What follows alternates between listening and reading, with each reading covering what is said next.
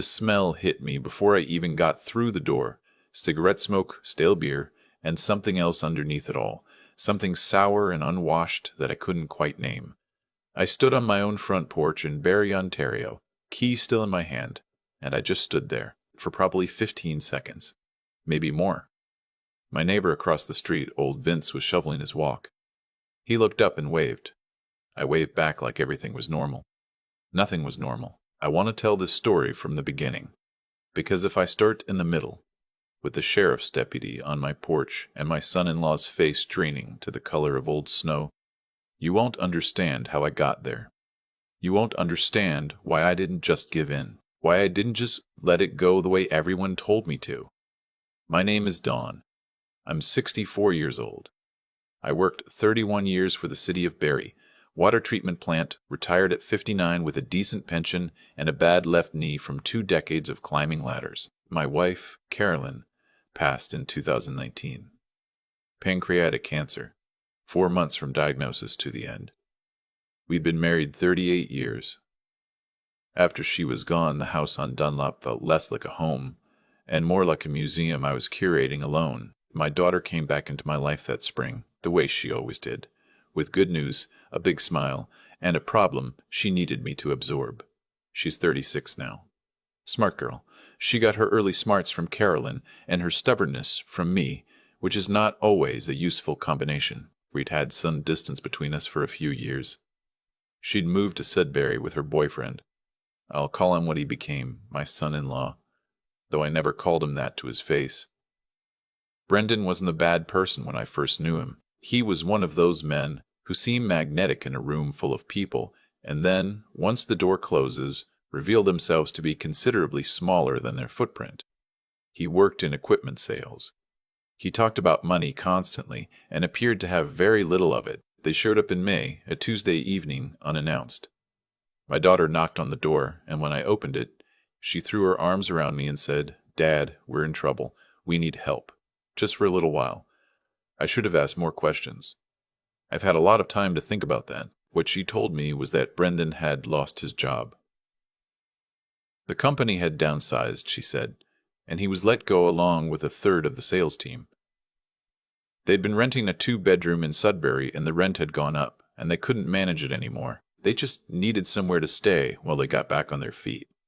A few months, she said. Maybe 3, maybe 4. They had savings, not much, but some. Brendan had already sent out resumes. Something would come through. I said yes. Of course I said yes. She's my daughter. The house had 4 bedrooms, and I was rattling around in it alone. I told them they could use the guest room, that I expected them to chip in on groceries when they could, and that the house ran on certain rhythms I wasn't going to apologize for. Early mornings. No dishes in the sink overnight, that kind of thing. Brendan shook my hand and said, "Don, you're a good man. I won't forget this." I believed him. That's the part that stays with me. The first month was fine. Better than fine, honestly. It was good to have noise in the house again. My daughter cooked dinner twice a week. Brendan was out most days, supposedly on job interviews, and he came home in decent spirits. We watched hockey together. He was a Leafs fan, which I held against him on principle, but it gave us something to argue about in a friendly way. I started to think maybe I'd been too guarded about him all those years. Maybe I'd misjudged him. The second month, things shifted. Small things at first. I'd come home from my morning walk and find dishes from the night before still in the sink. The bathroom on the second floor, their bathroom, stopped getting cleaned. I could smell smoke on Brendan's jacket, and then, after a while, I could smell it in the hallway outside their room. I didn't say anything right away. I told myself they were going through a hard time. I told myself to be patient.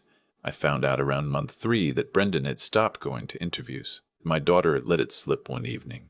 She said something about how he'd been taking a little break from the job search because he was processing a lot.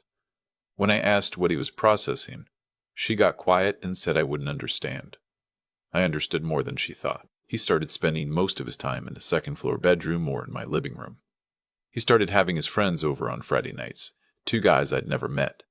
Loud, sitting in my kitchen until past midnight. The first time it happened, I went to bed and told myself it was a one-off. The second time, I came downstairs at 11:30 and asked them to wrap up. Brendan looked at me with an expression I hadn't seen on his face before. Not angry exactly, something cooler than that, like I'd interrupted something that had nothing to do with me. "We're just talking, Don," he said. "It's late," I said. "And it's my house." "Yeah, we know," he said, and he turned back to his friends. I stood there for a moment. Then I went back upstairs. That was the moment. Not the smoke, not the dishes, not any of what came later. That was the moment I knew something had changed. In his mind, the arrangement had shifted. He wasn't a guest anymore. I was. Month 4, I sat my daughter down and told her I needed a timeline. I kept my voice level. I said I loved having her here, that I wanted to support them, but I needed to know what the plan was. She cried. She said Brendan was dealing with anxiety, that the pressure of job searching was making it worse, that they just needed a little more time. She said the words, "You're all we have," and I felt them land exactly where she intended them to land. I gave them 3 more months. I also made an appointment with a lawyer. This is the part I want to say clearly, because I've seen people my age get into situations like mine and not know their rights. In Ontario, if someone has been living in your home for a certain period of time, depending on the circumstances, they can establish what's called occupancy rights. It doesn't matter that you own the house. It doesn't matter that they're not paying rent. If they've been there long enough, and you haven't followed the proper legal process to remove them, you can find yourself in a very complicated position. My lawyer, a sharp woman in her 50s, I'd been referred to by a former colleague, told me this plainly. She said, "Don, you need to document everything, and we need to start the formal notice process now, because if this goes sideways, you need a paper trail." So we started one. I served my daughter and Brendan with a formal written notice. A notice to vacate 60 days, hand-delivered with a witness present. A copy sent by registered mail to the address, which was my address. My daughter came downstairs holding the letter, and her face was white. "What is this?" she said. "It's a legal notice," I said. "I should have given it to you sooner. I'm sorry I didn't." "You're evicting us? Your own daughter?" "I'm asking you to make a plan and stick to it." Brendan appeared at the top of the stairs. He looked down at me with an expression I can only describe as contemptuous. He said, "You've got to be kidding me, old man." I didn't answer him. I went to my kitchen, made myself a coffee, and sat at the table where Carolyn and I used to have breakfast together every morning for 38 years. I sat there until my hands stopped shaking. The 60 days passed. They did not leave. My lawyer filed the next step. In Ontario, when a licensed occupant refuses to vacate after a valid notice, the process involves going to the landlord and tenant board. Though our situation was complicated because this was not a standard rental agreement, we were operating under what's sometimes called a license to occupy, which required a different route legally. It was slower than I wanted and more expensive than I had budgeted for. But my lawyer kept telling me, slow is better than wrong. During those months, the situation in the house deteriorated. They stopped talking to me almost entirely. My daughter would come down to the kitchen when I was there and leave. Brendan started smoking inside. I'd find butts in the upstairs bathroom, smell it in the hallway every night. I bought an air purifier and put it outside their door. He threw it in the hallway. I picked it up and put it back. He started moving things. Small things at first. He rearranged the living room furniture without saying anything. He unplugged my NAS drive in the office because he said it was making noise. That drive had Carolyn's photos on it. 743 photos. I stood in the office for a long time before I plugged it back in. He moved my tools from the garage into a corner and started using the space for his own things.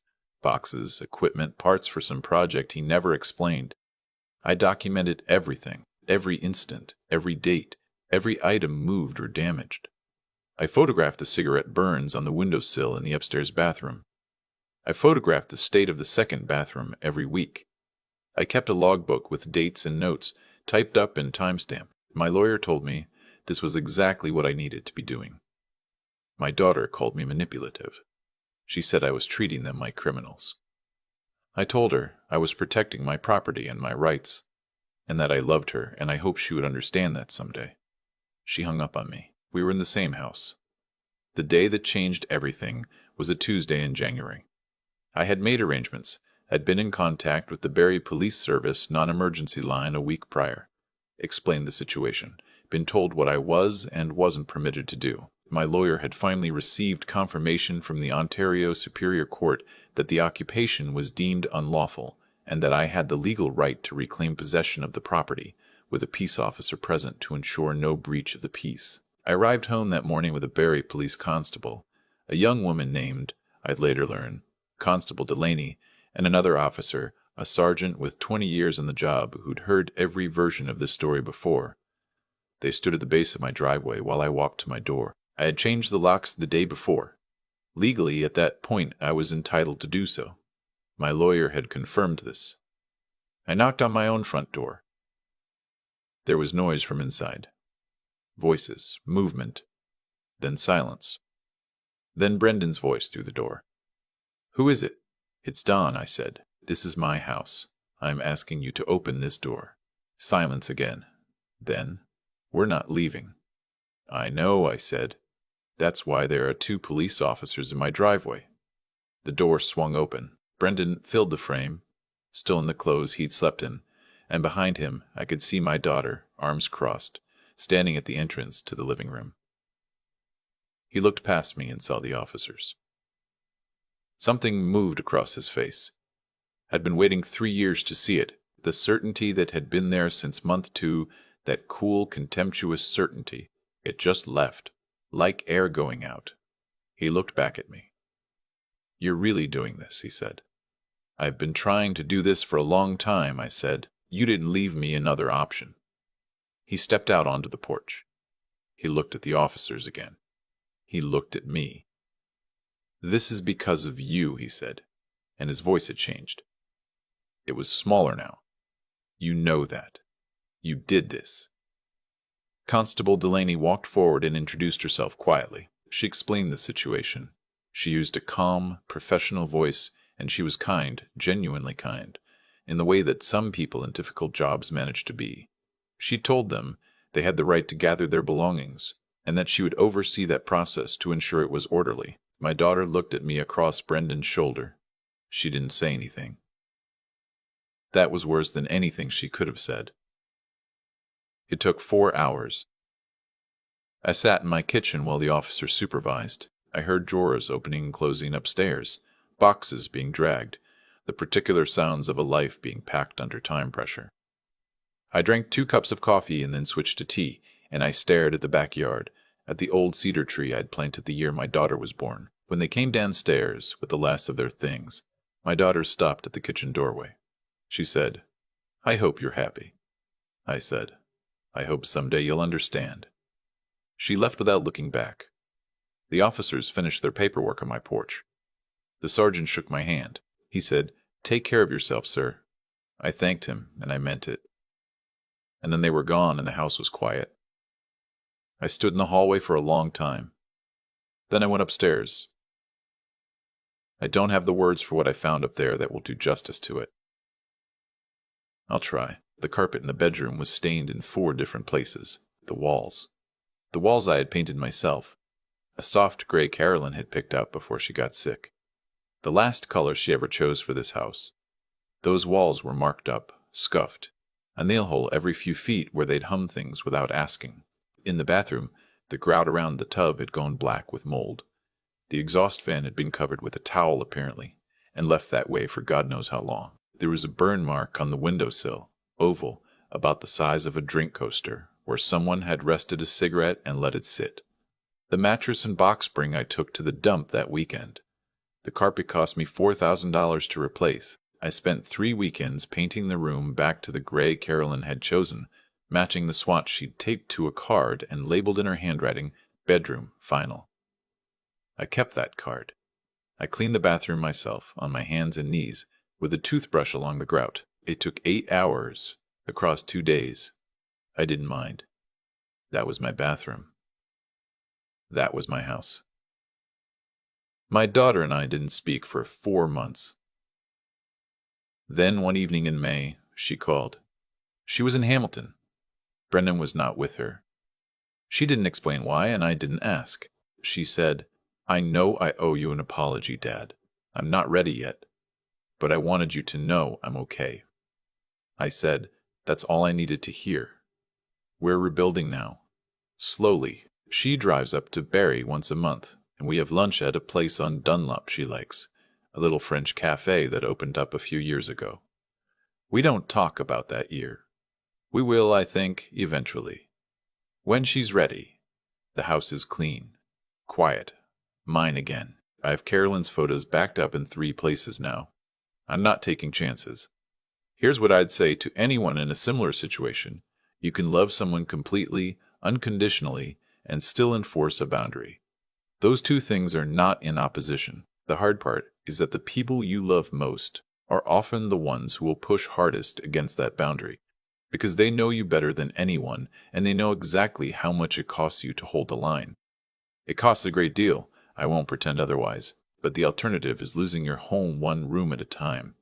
First the garage, then the living room, then the hallway, then the bedroom where your wife's photographs are stored. You give an inch, and you think you're being generous, and you are, but generosity without limits becomes an open door, and some people will walk right through it and never look back. I held the line, not because I stopped loving my daughter, because I never did. I've thought a lot about what I could have done differently, not in a self-punishing way, I'm past that, but in the way that a man does when he's sitting alone at a kitchen table on a February evening with nothing but the hum of the furnace and a cooling cup of tea, and he has the honest kind of quiet to actually think. What I keep coming back to is this. I wasn't naive. I knew something was wrong in month 2. I knew it when Brendan turned back to his friends that Friday night and dismissed me in my own kitchen with 3 words. I knew it and I said nothing, because I told myself that keeping the peace was the same thing as doing the right thing. It isn't. I understand that now in a way I didn't before. Keeping the peace and doing the right thing can look identical for a while, and then one day you realize they've been pulling in opposite directions the whole time, and you've been standing still, convincing yourself you were being patient, when really you were just afraid of the cost. The cost came anyway. It always does. That's the thing about avoidance. It doesn't cancel the bill. It just adds interest. When I finally served that notice, when I sat down with my lawyer and started building a paper trail, I felt something I hadn't expected. Not anger, not relief exactly, something closer to clarity. Like I'd been standing in a room with the lights dim for so long that I'd forgotten what the room actually looked like, and then someone turned the dial up and I could see everything plainly. The mold in the grout, the burn mark on Carolyn's windowsill, the way I'd been shrinking myself, moving around their moods, making myself smaller in my own house, the house I'd spent 31 years maintaining, the house where Carolyn had picked out that gray for the bedroom walls. That's what I mean when I say the cost comes anyway. Brendan wasn't a monster. I want to be clear about that. He was a man who had been allowed, gradually, to become something he might not have become if I'd held the line earlier. I'm not absolving him. What he did was wrong, and he knew it. But I played a role too, and pretending otherwise would make this story dishonest, and the only reason I'm telling it is because I think it might be useful to someone. The useful part is this. Holding a boundary is not the same as being cruel. I loved my daughter through every step of that process. I love her now. Love doesn't require you to surrender your home, your peace, the photographs of your late wife. Real love, the kind that lasts, has structure to it. It has limits that protect both people, the one giving and the one receiving. When you remove those limits entirely, what you're left with isn't generosity. It's a slow collapse that neither person can stop once it gets going. My daughter called me in May. She's rebuilding too in her own way. We have lunch once a month and we're finding our way back to each other. That matters more to me than being right. But I couldn't have gotten to that lunch if I hadn't done what I did. The version of me that kept giving ground would have had nothing left to offer her. I'm 64 years old. I know now that the hardest decisions aren't the ones where you choose between good and bad.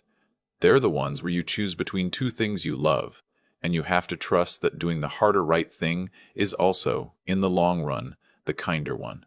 I believe that. I have to.